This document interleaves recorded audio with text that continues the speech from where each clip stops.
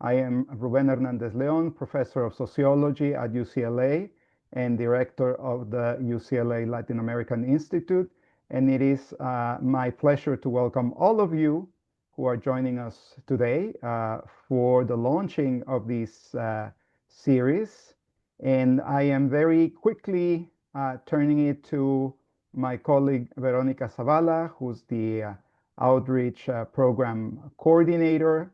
Veronica will introduce our speaker for the talk today. I invite you to subscribe and follow to the various communication platforms of the Latin American Institute because we're going to have a busy fall, and we're going to have concurrently, starting in January, not only the series Learning on Latin America, but also a series on sports and society, football and society, just with a nice excuse that Los Angeles is a host city of the 2026 World Cup. So stay tuned. Again, subscribe, and once again, welcome. And Veronica, the floor is yours. Gracias. Thank you, Ruben. So I want to welcome everyone for this first session for the series Learning from Latin America. As Ruben mentioned, this series will explore how Latin America's cultures and histories can enrich our understanding of global challenges and inspired dialogue across communities and classrooms. And today we are delighted to open the series with our first speaker, Benjamin Kottner. He's a PhD candidate in the Department of Geography at UCLA. He has spent the past decade conducting field work in Brazil with a focus on eastern Amazon state of Pará. There, he has collaborated with indigenous Quilombola and traditional communities on participatory mapping projects and place-based environmental education curricula. His PhD research centers the role of Afro-descendant Quilombolas as environmental justice protagonists as ever-expanding political scales, as well as conflicts between territorial demarcation and critical infrastructure.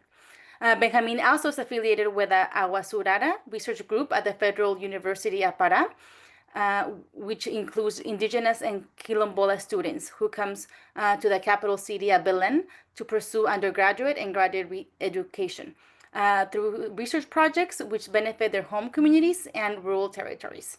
And today, his presentation is titled O Tempo tá Doido, Climate Justice in Amazonia. We will be having a Q&A session at the end, so if you have questions or comments for Benjamin, please put them in the Q&A chat group, and he will be addressing them at the end of his presentation. So let's welcome Benjamin. Bienvenido. Hello, everyone. I'm very honored to be here presenting to you all. Thank you, Ruben and Veronica, for the very kind introduction. As was stated, my name is Benjamin Kottner. I'm a PhD candidate in the Department of Geography at UCLA.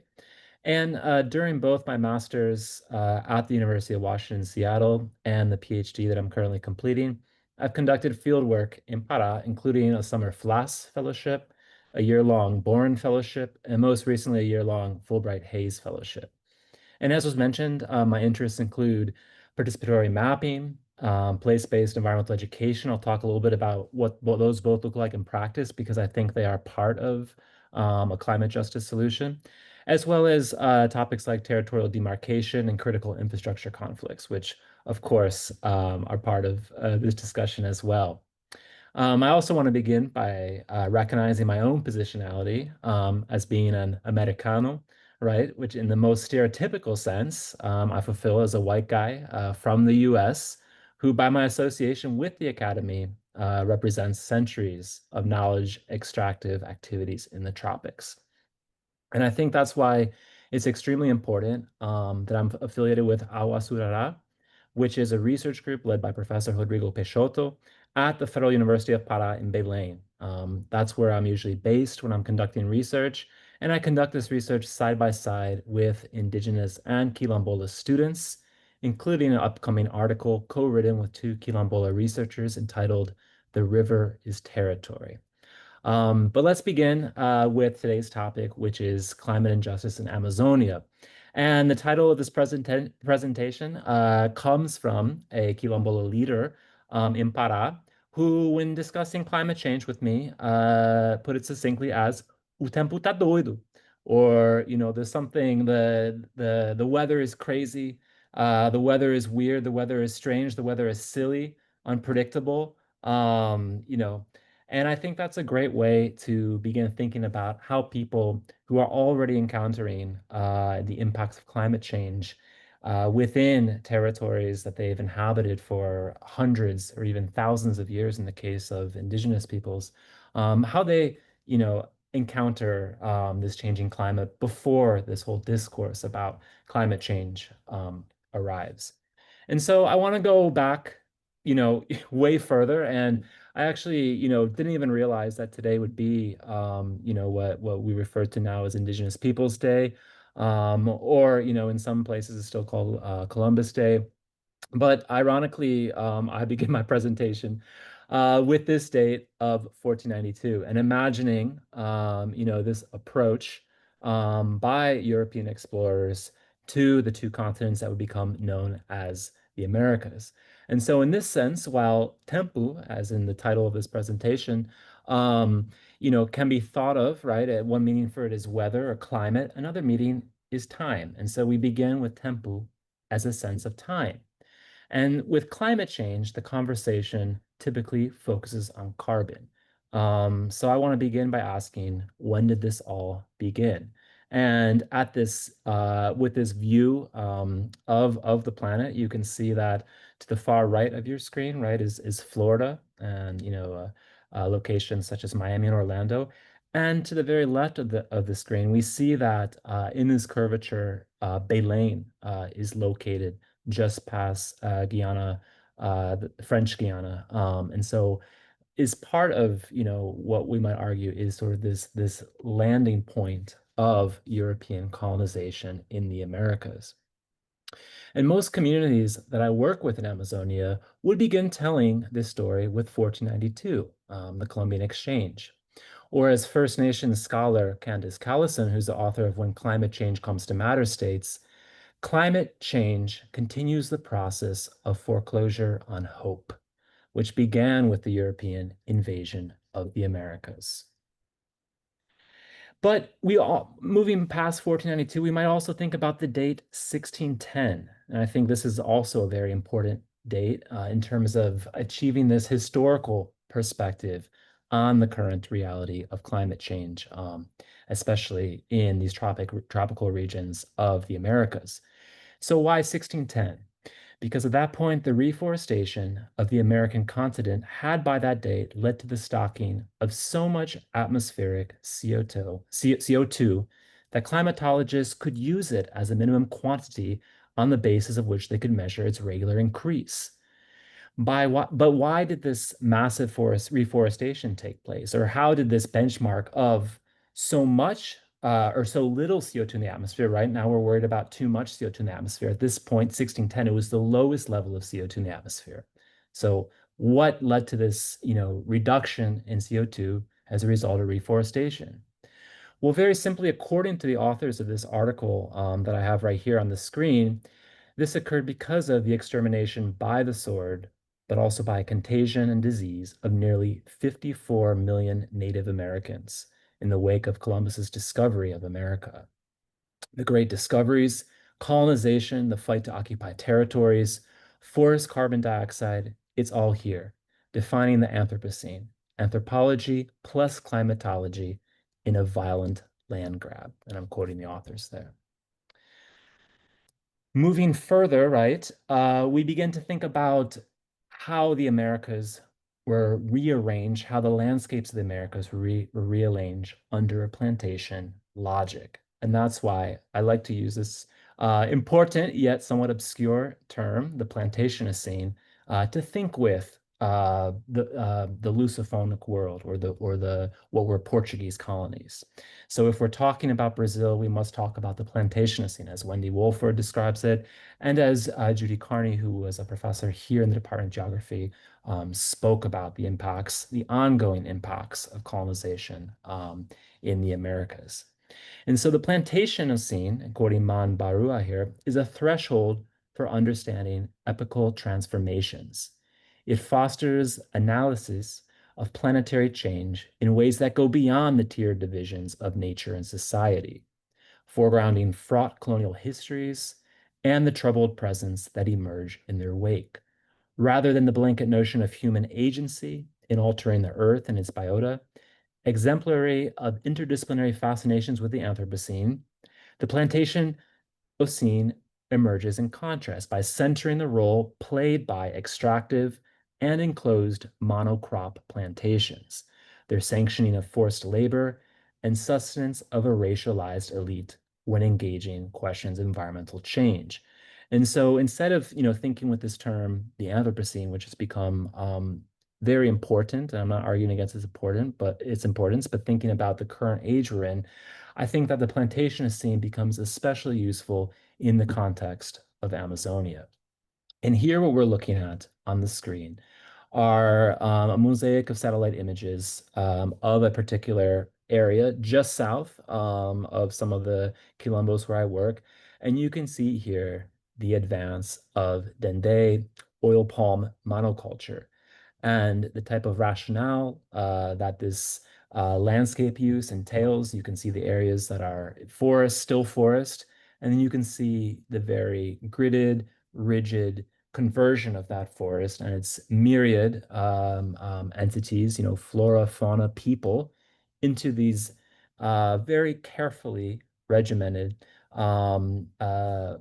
plantations for oil palm, which are usually guarded by locked doors, armed security, and ends up being transmitted or being transferred to ports for export around the world.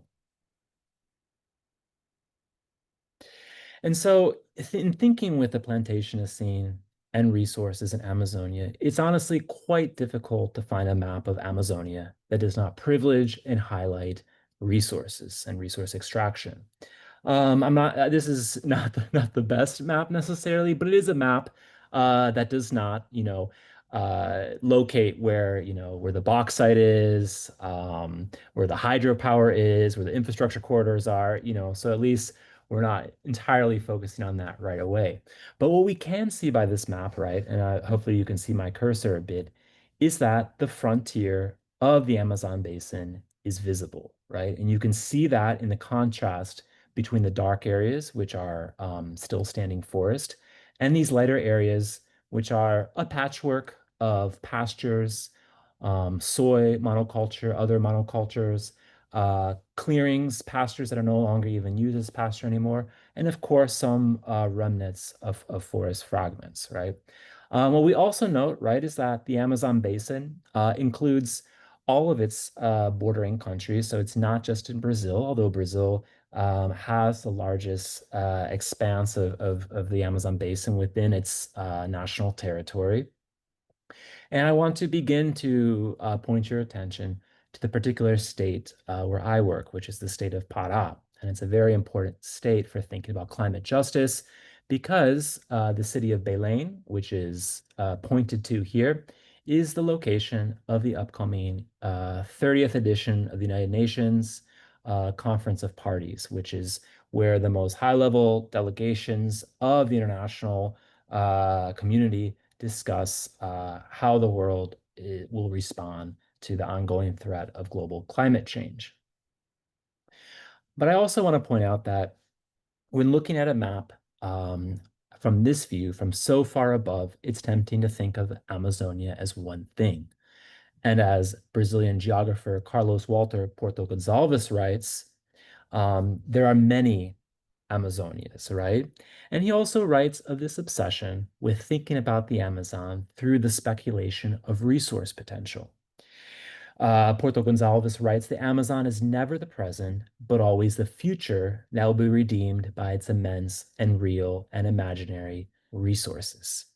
And I want to say that carbon, and particularly carbon credits, or even other ways of quantifying the role Amazonia might play in combating climate change, is another type of speculation, and we'll get into that later.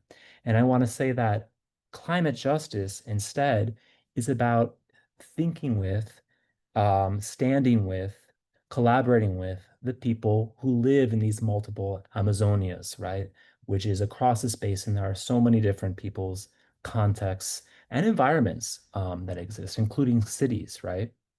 So now let's zoom into some particular geographies of the state of Pará, which just to point this out, because it's always a stunning fact, is well over two times the size of the country of France. So when you're looking at this state right here of Pará, that's two times the size of France.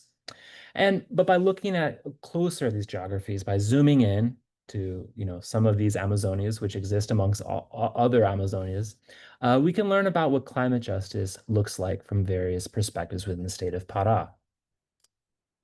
And here again, right, we're looking closer now at just the Brazilian Amazon and seeing the important river networks that exist throughout the basin. And again, here is the state of Pará, and here is the capital, Belém, which will figure prominently in this discussion and in upcoming climate negotiations. And finally, one more closer zoom, though again, right, we're looking at two times the size of France, right? So we're not that close, we're not that closely zoomed in yet, but I just want to point out the locations that I'll be talking about. First, I'm going to mention a little bit about an indigenous territory where I've conducted research near Santarém, which is right here in Western Pará. Then we'll go into a national forest above Oriximiná in Western Pará as well. And finally, we'll end up here in the east, outside of Belém, specifically in this region called Moju. And so beginning right now you're all experts, the geography of Pará. No, I mean, I don't think it's impossible to become an expert, right? It's so large and so diverse, and even a flight from Belém to Santarém is right going to be like a 2-hour flight. But let's take that voyage to Santarém because it's a lot quicker when going through slides. So the first place that I conducted research in Pará was in Moro Indigenous Territory. And this is an indigenous territory that has been seeking demarcation, which means it has not been officially recognized by the federal government to the degree with which its boundaries have become officially titled, and operations to protect it from intrusions can become part of the repertoire of the federal government. So in 2008, right, this territory began a demarcation process, and the territory was recognized by the top-level Brazilian indigenous organization FUNAI in 2011. However, the territory is still in this process today of receiving the full protections of demarcation, having its boundaries fully delimited. People who are within these boundaries who are not indigenous offered compensation and asked to leave. There are still a lot of threats in this territory because it includes some of the best remaining primary forest in the region, which is very attractive to timber industry. But what I want to point out is that on August 13th in 2014, the members of Moro Indigenous Territory, which are Arapiuns and Borari indigenous peoples, occupied the headquarters of ICMBio, which is a Brazilian government environmental agency, in Santarém, because they said, you are not consulting us enough on your plans for this region, including carbon credits. For those who are unfamiliar with carbon credits are essentially, and I'll get more into this later, but it's essentially an offset, right? So someone often in the political north or in the global north, which are these, areas in the northern hemisphere, but mainly associated, right, with rich countries like the United States, Western Europe, Canada, also places not in the northern hemisphere, such as Australia, but that meet the sort of income test, right? And of course, places that are not in the quote unquote West, such as Japan would figure in the global north. And so often carbon credits, right, are a climate solution that is sometimes thought to be just, but would entail someone in the global north, or could be a rich person or a rich organization in São Paulo, Brazil as well, right, which has pockets of the global north, even though it's in the southern hemisphere and in Brazil. So a person, purchasing a carbon credit They get to say that their carbon has been offset. Maybe you've purchased one going on a flight. And in response, the money that you contribute goes to some sort of project or hopefully a community in an area where forests will be protected. And there's other ways of calculating carbon credits, but this is one of the most common.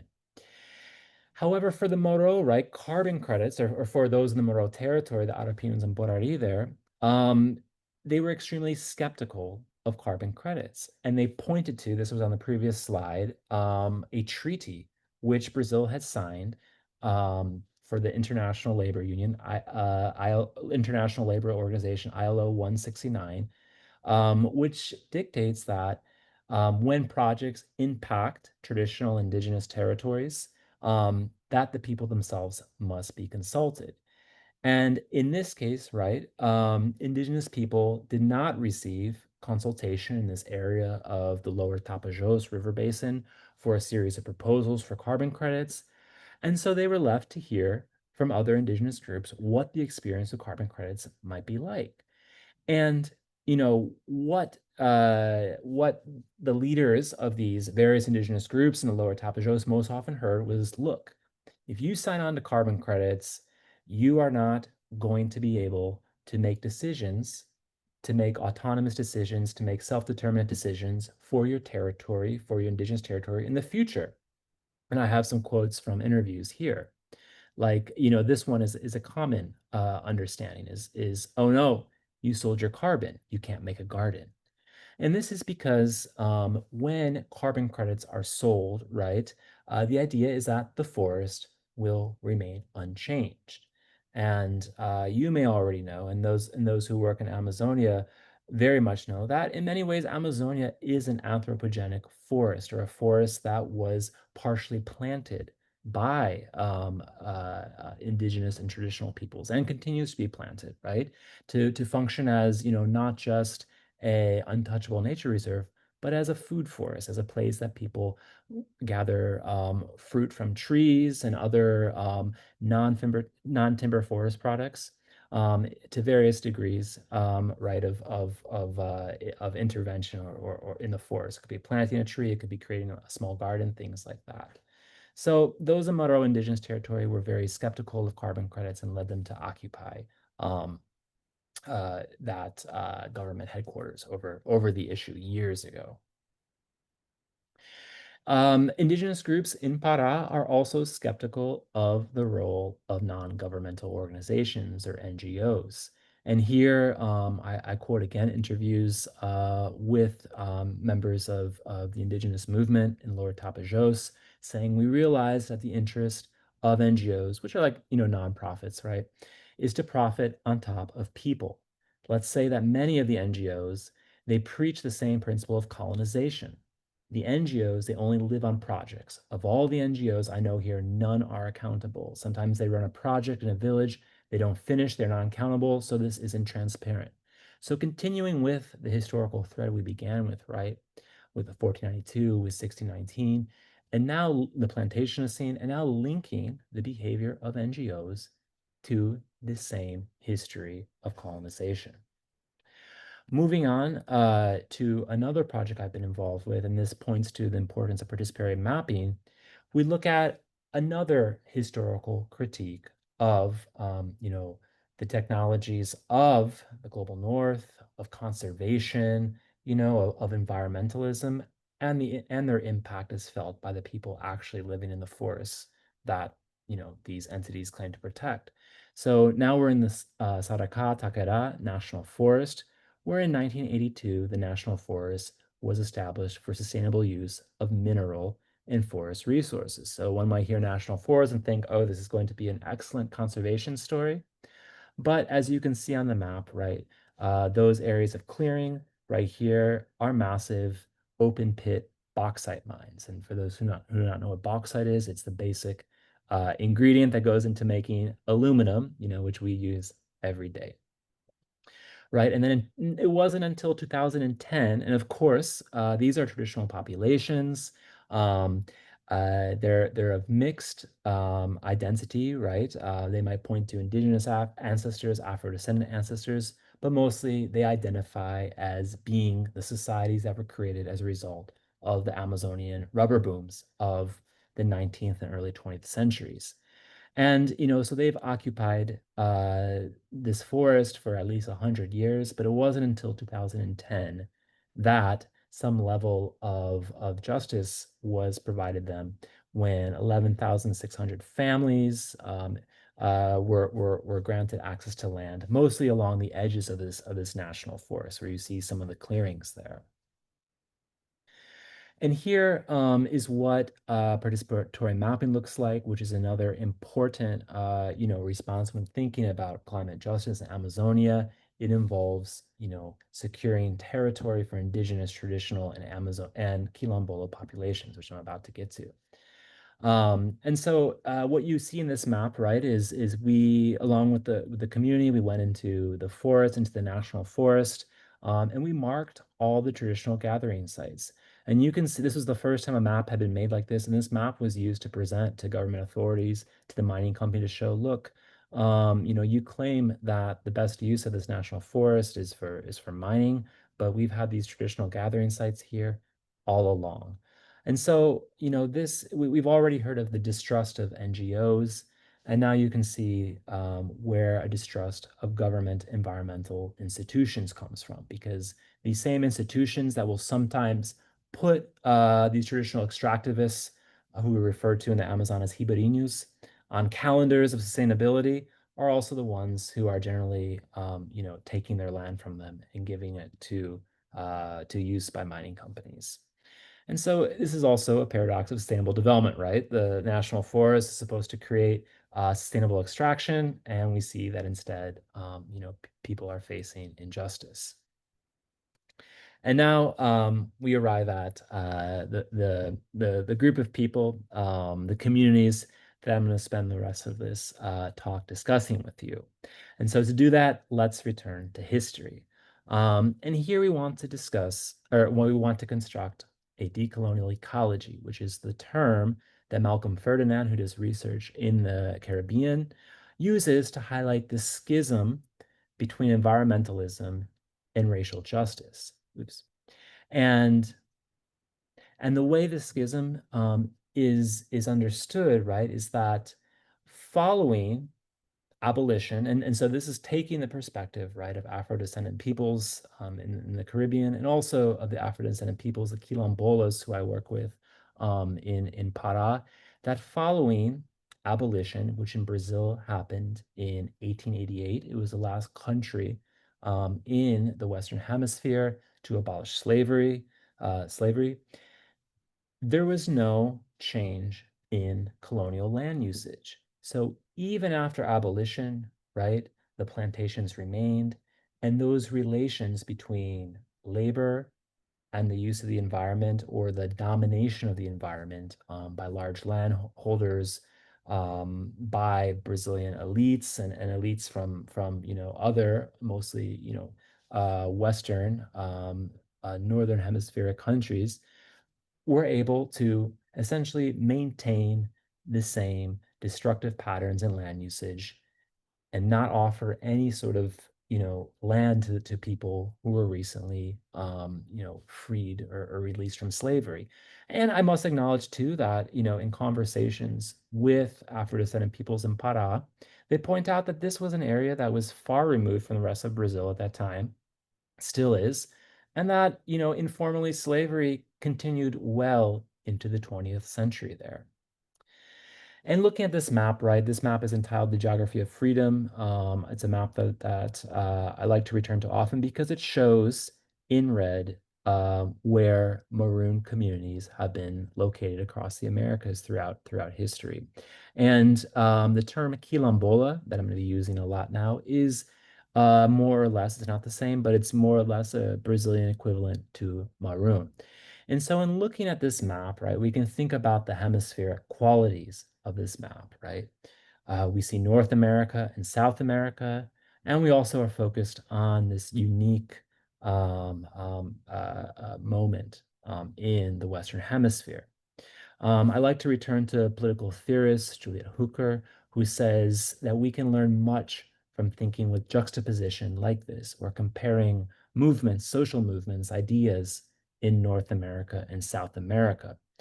And so now we're going to take a deep dive with the Quilombolas of Pará and identify the important lessons on climate change response and justice that we would be wise to recognize, even from our position here in the global north. Okay, so who are Quilombolas, right? And this is how I how they've described themselves to me and how I like to, translate it to English. So Quilombolas are the remnants of survivors of international slave trafficking. So ancestrally they point back to Africa. And they're survivors of the European invasion of the Americas as well, as they were brought here during that time. The ancestors of Quilombolas endured the Middle Passage, escaped plantations, and founded autonomous communities in backlands and jungles. And so, for example, in English language, right, maroon is a term that's commonly used, and there are a couple of large maroon territories in Jamaica, for example. The Quilombo, and that's the space where Quilombolas live, the Quilombo is first and foremost an African space in the neotropics, or within the tropics here in the Western Hemisphere.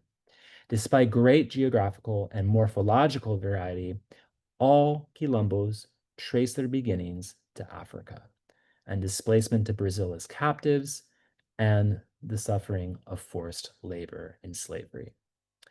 In the 1988 Brazilian Constitution, Quilombolas received, for the first time, an official right to territory. So those that have been able to remain in the Quilombos, in those communities which were hidden, in the forests or other backlands, or sometimes in close proximity to where plantations had been but had died out, those communities that still existed are able to enter this process to receive the right to territory in Brazil.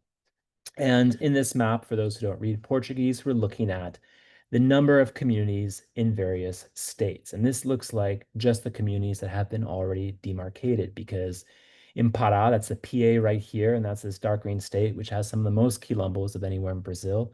We can see that 245 communities have received some sort of recognition. But I know from talking with Quilombola leaders and members of the movement there that there are well over 500 Quilombola communities in this state of Pará.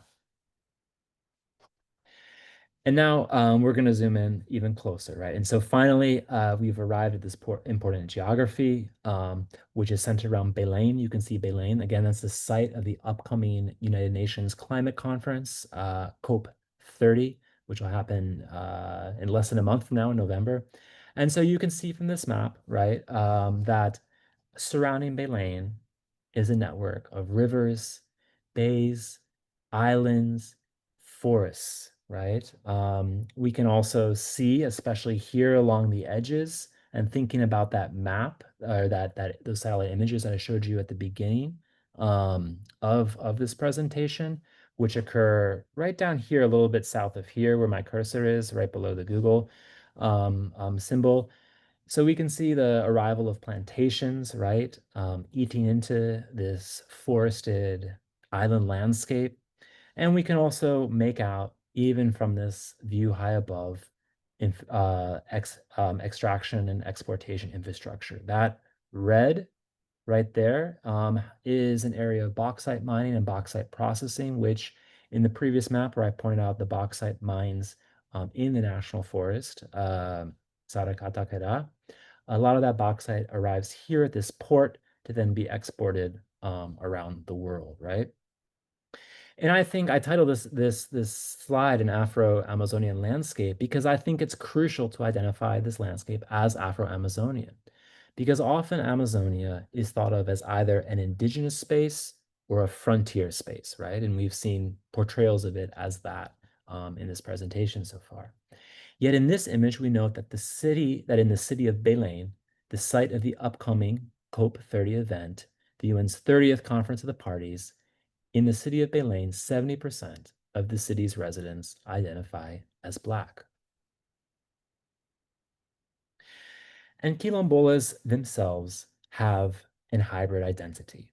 Quilombolas will point out that they may have, some Portuguese ancestors, some indigenous ancestors. But what's important, right, is that the focus, the historical, lineage always goes back to Africa for Quilombolas.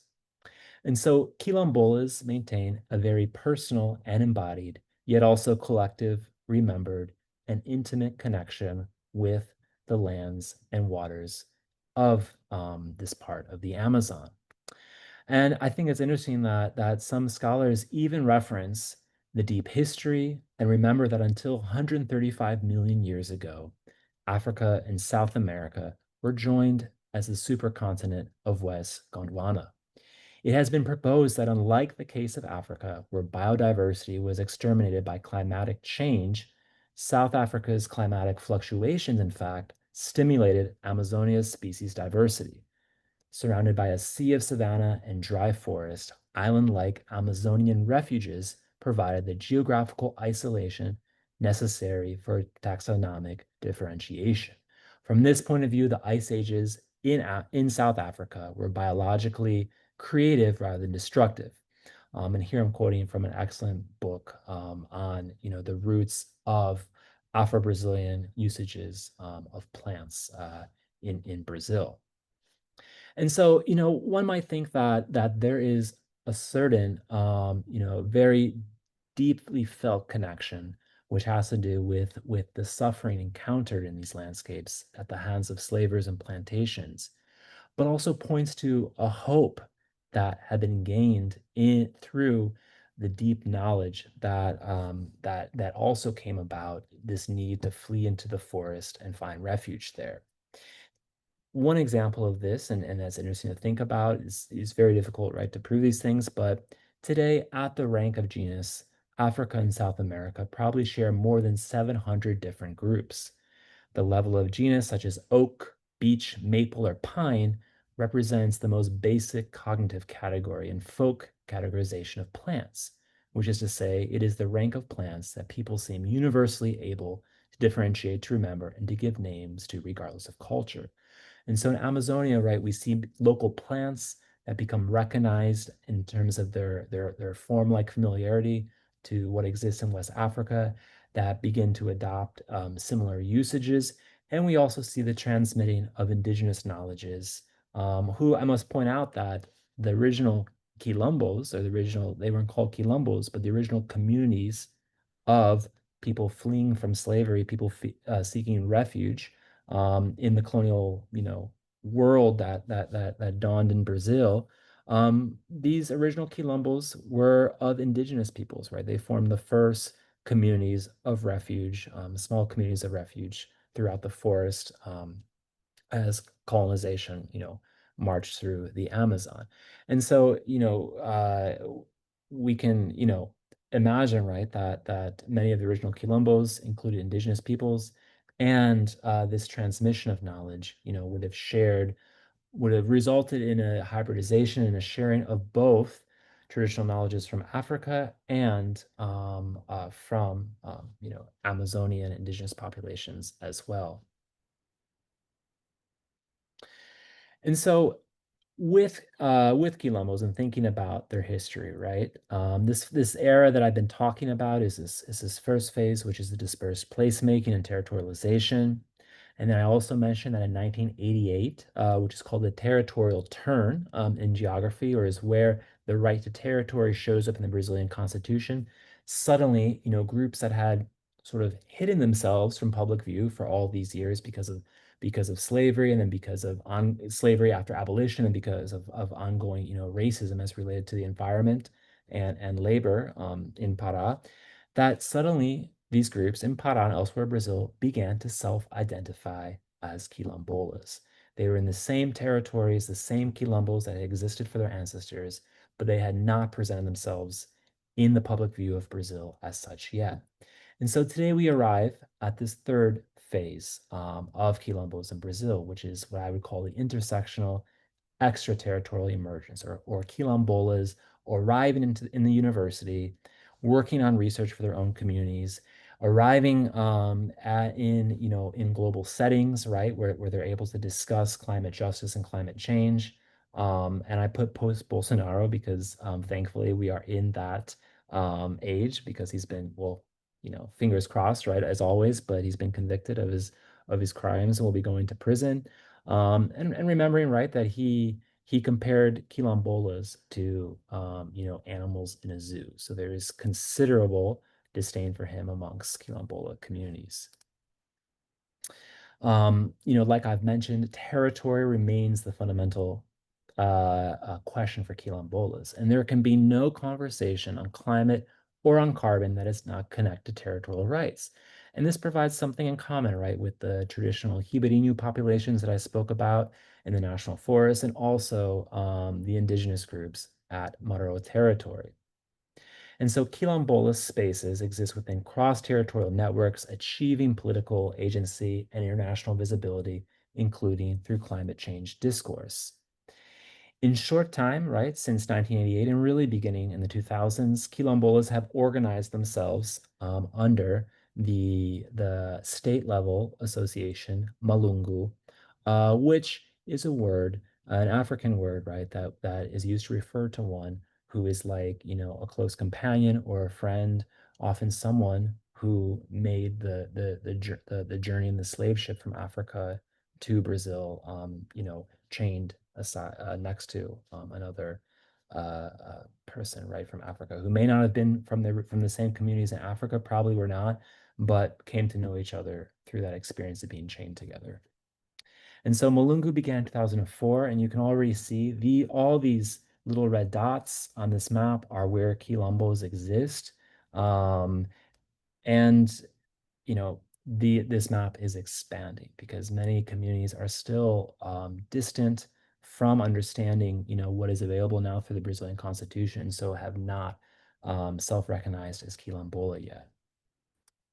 Within within the Quilombo itself, right? The community is structured, around structured by community associations. So that statewide group Malungu basically coordinates all the community associations.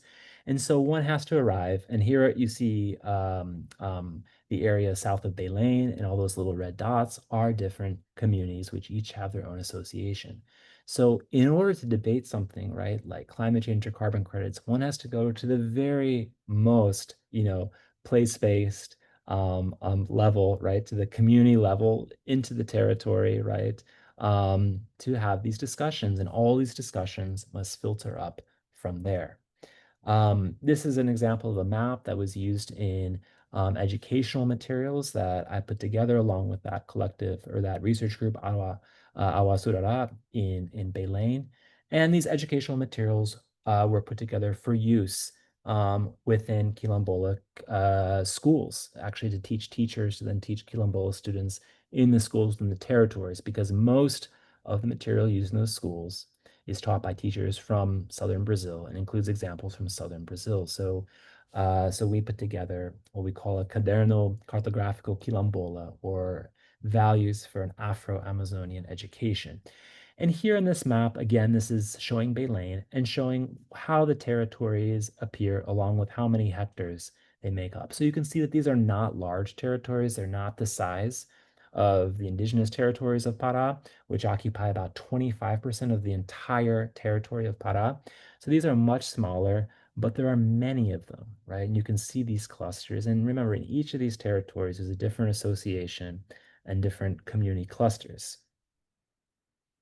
So now let's scale back to the basin level. And I hope you're not getting motion sickness, right, with the zooming in, zooming out, but this is what you get when you ask a geographer when you ask a geographer to discuss their research. You get a lot of maps. So here we're again at the basin level, actually the Amazonia Legal, or the part of Amazon which is in Brazil. And so remember, right, all these myriad smaller territories we've been discussing, over 500 in Pará alone. And now looking at the entire basin, right, there's many of these territories spread out through the basin. That's not even counting indigenous territories, Ribeirinho territories, traditional Amazonian territories, right? So when it comes to climate geopolitics, and that's what this map is suggesting, this map is showing how the Amazon has been divided into reserves, into different land uses. This is what you're looking at is essentially the conservation strategy as articulated by authorities, in Southeast Brazil, like Sao Paulo or Rio, or, in the United States, in New York, or in London, or in Paris. This is a strategy for protecting the Amazon. And so it's very much seen, right, by planners as a territorial strategy. However, a disconnect exists between the planning scale of experts and the priorities of community activists. What we are looking at is the bird's eye view of planners, right, which results in a certain amount of satisfaction through observing these neatly categorized zones and regions. However, this other map now demonstrates what Amazonia will be thought to resemble in 2030. So despite conservation planning efforts at the previous page, this map demonstrates an ominous prediction for 2030. Again, I want you to be skeptical when it comes to any basin-wide prediction, whether environmentally good or bad. Remember that there are multiple Amazonias. Yet even without predictions, the sheer extent of basin-wide deforestation up until this point in time puts a lot at risk, especially given the massive infrastructure projects envisioned for Brazil and other South American nations. You've probably heard about the desire from some in Brazil to drill like right off the mouth of the Amazon in the Atlantic Ocean. There's also plans to create railways, highways, almost somewhat mechanized waterways even through the Amazon. So this leads again to seeking solutions which might lead to preserving forest cover, which was one of the biggest issues as seen by international conservationists. So I introduced carbon credits near the beginning of this talk, and now we complete the circle to return to the discussion in Pará about a decade later. So, within Pará, there's two types of carbon credits: jurisdictional, which means it's administered by the state, and voluntary. So we'll start with the voluntary, and then I'll get to the jurisdictional.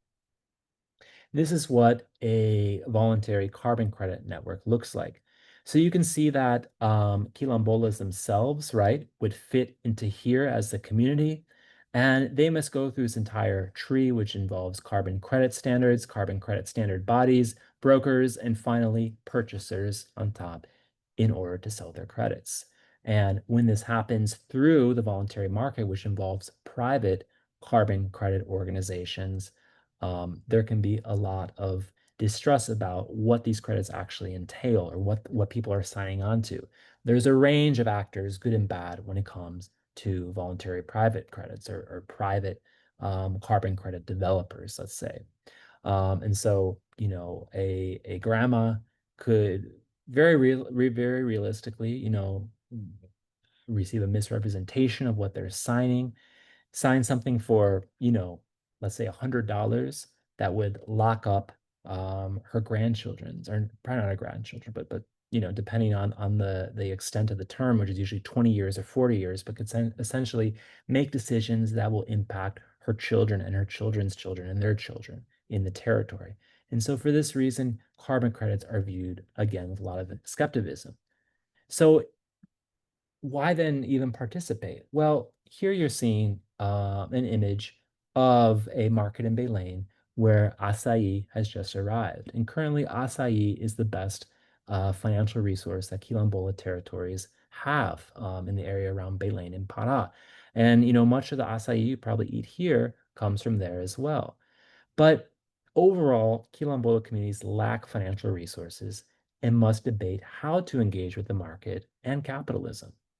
Quilombolas are not opposed to carbon credits, but they do note the hypocrisy of what they perceive as receiving the responsibility of climate change. So for Quilombolas, right, they feel that locking away their forests, as one might describe it, or committing their forests to programs administered by others, is them taking upon themselves the responsibility for all the emissions, for all the destruction caused elsewhere in the world. And so what might a community-oriented carbon credit process look like? Well, what we've recommended, right, is consensus on participation in a program, development of a life plan, calculation of carbon credit, administer of a program, and monitoring. All of this accomplished at the community level. And again, right, these are the concerns that I've already described. Most programs range from 20 to 40 years. Many programs contain restrictions that infringe upon a community's decision-making and territorial rights. And there's questions about the payments. Will the compensation be fair? Who will receive the money? When will the funds be received? And monitoring. Does the community get to do it? Or will someone else be tasked with it? Will someone else with a camera, with drones, show up in their territory and perhaps not even be able to, speak Portuguese, but claim some right to evaluate, their land usage? So one bright spot, one opportunity, I think, that does reflect how climate justice could include carbon credits, is this idea of creating territorial use or life plans. Carbon credit programs may bring the opportunity for this type of organizing, but only if led by the community on the community's terms. Here's an example of a carbon credit program in Jokojo, which is a Quilombo community. This one is quite large in comparison to other Quilombo communities, but recently they entered in a carbon credit program with Carbon Next that includes benefits for the community and for the development of community lifeways and possible markets such as raising chicken, planting and tending to medicinal herbs, educational opportunities specifically for women, garbage management, youth community center, acai management, community library, territorial administrative courses, leadership courses, improved lunch in schools, and signposts marking the territory. And all of this is included in a life plan that was worked upon alongside this carbon credit program. And this, again, is a private carbon credit developer, and this is a voluntary program. Voluntary means that people who purchase these credits in the global north, let's say perhaps you book a flight and decide to offset with carbon, that's a voluntary purchase you're making. It's not required by you. And finally, I like to highlight the University of California Center for Climate Justice, which has been working on its own justice standard. And what I've read of this program makes it, in my mind, the top in the world in terms of a climate justice standard within carbon. And this is led by Tracy Osborne, who's a geographer up at Merced. But and concluding, I'm sorry, I'm going a little bit over perhaps, but ultimately, what is climate justice in Amazonia? Can carbon credits be part of climate justice? This question can only be answered in practice, which means trust and a collaborative structure must precede any signature. And I don't think we can answer this question until 20 years from now, when most programs reach the end of their life cycle. I think that most Quilombos would feel the same because as of now, it's a lot of speculation and very little money has been received, including, last I heard, the program at Jokojo that I just showed on the previous slide has been approved, but money has yet to arrive, which may make us wonder why there is such a rush towards carbon credits. Perhaps the global north entities whom have expressed interest have already gained something without even transfer of funds to communities in the global south. Which leads us to next month's climate conference. Critics contend that the conference, like so many carbon credit initiatives, will be a massive case of greenwashing or an opportunity for corporations, including extractive corporations, to present themselves with a very green sheen.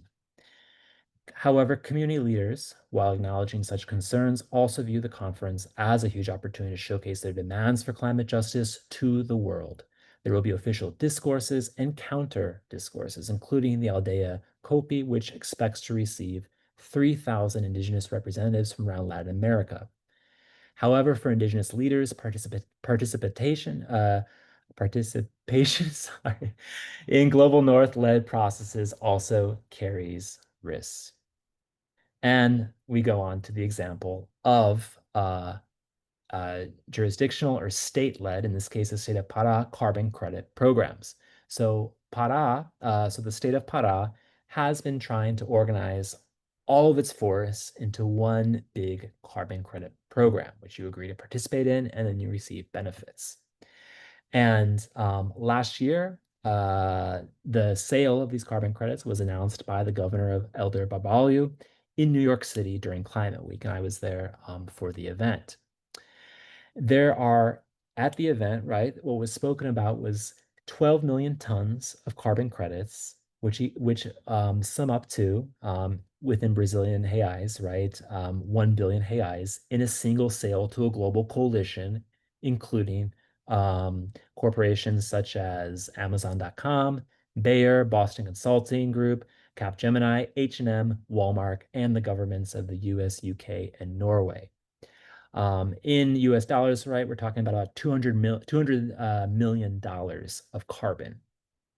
However, I'll translate this headline for you. Within Brazil, essentially the prosecutor, right, who works on behalf of the public to identify issues that are not in the interest of the public, has recommended for the immediate annulment of this, billion reais international contracts, because there is a law in Brazil that prohibits any kind of advanced sale of carbon credits. So this is directly referencing speculation, future period money to be received, that hasn't actually arrived in these communities at all in reality. So you have in Brazil, right, so much confusion over what carbon credits are, what they do. Is this a climate solution? Is this a money-making solution? So much so that the Brazilian federal government is working against the state government of Pará to annul this whole massive sale of carbon credits, which involves indigenous Quilombola and traditional communities. And this is a photo from their gathering. So the signed contract is a pre-agreement that defines future commercial conditions without carrying out an effective transaction or generating a purchase obligation before the verification of emissions being within the legality. The sale will only be completed if the credits are properly issued after the verification results. So to sum that up, no money has arrived yet, only nice sounding commitments and a lot of marketing on behalf of the corporations and governments who have committed to buying these carbon credits. And also, the state of Pará is advertising this a lot too as the UN conference arrives. According to the government of Pará, free and informed prior consultations will soon begin with indigenous Quilombola and extractivist communities about the system. When I met Aurelio, who is one of my collaborators in the Quilombola movement, he's from the Quilombo Macapazinho and is a leader in the organization Malungu, who I discussed earlier. He had come from another series of community meetings regarding carbon credits on the island of Marajó. This was last month. The state of Pará still believes that their carbon credit program will be successful. However, not $1 of the 200 million sale that I witnessed announced in New York City in 2024 has arrived. And so that brings me to a conclusion and thinking about the future and hemispheric futures that, can combine some of these stories, some of these realities, some of these attempts, right, to mitigate or adapt a climate between North America and South America. So Quilombolas, indigenous and traditional peoples are already mitigating and adapting to climate change. Climate change is not, a debate in the communities where I work with in the communities where I work in Pará. It's actually, something that's taken as a reality, as an experienced reality, and something that many folks do not think is going to achieve anything like a solution. And so it has to be mitigated. People have to figure out how to live with it. In landscapes where people have lived in mutually beneficial and generative relationships alongside ecosystems via traditional knowledge, which has stood the test of millennia, Western science, and terms like climate change, are recent arrivals. They're interlopers. Returning again to Candice Callison, the indigenous scholar who I referenced at the beginning of this presentation, in the midst of rapid urbanization and the past 100 years of industrialized specialization and detachment from varied connections to outdoor environs, climate change requires individuals to have grounded knowledge about the natural world, which most certainly indigenous Quilombola and traditional peoples of Pará have much of. And I add, and I hope that I've demonstrated in this presentation, climate justice and understanding of climate change also requires knowledge about the history and the present growth of the plantationist scene. And so we might ask, right, what is the role not of indigenous peoples and Quilombola peoples in the Amazon, but what is our role, right, in this? What is our role in adding to the problem, and what is our role in working towards addressing the problem, right? Carbon credits lead to feelings amongst Quilombolas and others that they are being held responsible, even though they did not create this problem.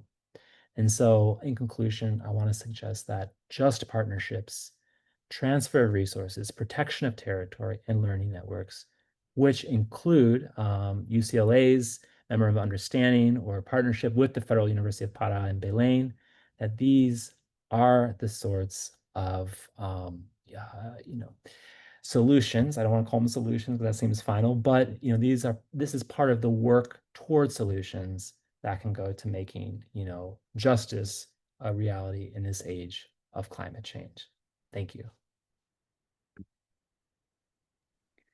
Wow, thank you. Thank you, Benjamin, for such a wonderful presentation, really impressive maps and research.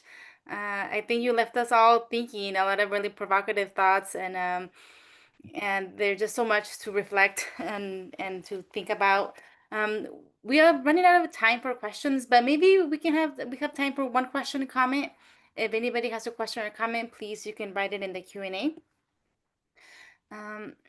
I do. I'm also happy to take questions by email later. I'm Oh, sorry that I ran over, but if people want to email me, I can respond to individual questions that way too. But I'm happy to take as many questions here as you all have time for as well. thank you. Maybe can you share your experience? And you mentioned in your presentation that you work with schools and generating cuadernos, if I understood correctly. How was your experience in that? What was your role? Yeah, so this was a really incredible experience that I'm still a part of. This work continues. But as I described, right, spread out throughout all of these rural communities, these quilombos, right, are schools. And in many of these schools, it's one room and students of various ages and grades in this one room. And a teacher who perhaps recently arrived from, elsewhere in Brazil, has no idea about the Amazon, is given, a notebook that talks about, counting apples and things that have nothing to do with that environment. And this teacher is expected, to teach Quilombola students, and they are expected to somehow learn something relevant. And so myself and Quilombolas, who are at the Federal University of Pará and Belém, completing undergraduate degree, PhD, and professors, right, went out to the communities and basically organized members of all generations to begin participatory mapping exercises, which follows in a methodology known as social cartography, where you bring the community together and you hand draw maps showing how the community sees itself, sees its own territory, creating a geography, a representation of the community that actually fits with the experience of those who live there. And beginning with these maps, we then created lesson plans talking about things varying from the history of where these groups came from in Africa, about different culinary traditions, about different words that are unique to these communities, about ways these communities have protected their territories, resisted outside threats. And in the end, we have a textbook basically, but for training teachers of how to offer lessons that are much more relevant to the people living within these communities. And that work continues because there's a long process of getting it's been published. This caderno, as we call it, has been published, but it needs to be certified by the Brazilian educational board so that it can be spread throughout Brazil. But so far, the results have been amazing, especially the looks on people's faces when they see their images in the textbook, when they see the maps they drew by hand in the textbook. And my role was mostly as the cartographer for that project. So I made some maps, I assisted with others, that sort of thing. But a lot of large pieces of paper spread out on tables, everyone drawing, and me, of course, going around taking photos, conducting interviews, and chatting it up. Well, congratulations. Thank you.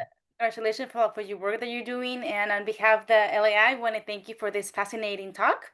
And I want to thank the audience that joined us today for this wonderful presentation.